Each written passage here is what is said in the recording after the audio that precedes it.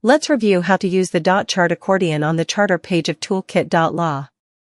Select the Suite section, then the Creative Suite, and open the charter page. Click on the dot chart accordion title bar to access this resource.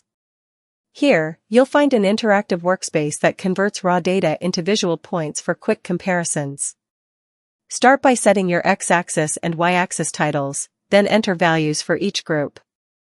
Each appears as a distinct colored dot on the chart, giving you an instant view of performance or participation across categories. You can add, remove, or adjust datasets anytime, and the chart updates instantly. You can also download your results in multiple formats, or undo and redo steps as needed. Use the share icon on the content toolbar to copy, print, or email your content, including a pasted copy of the dot chart you just generated.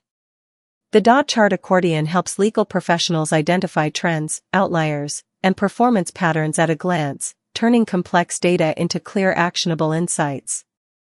And that's how you use Toolkit.law's dot chart accordion.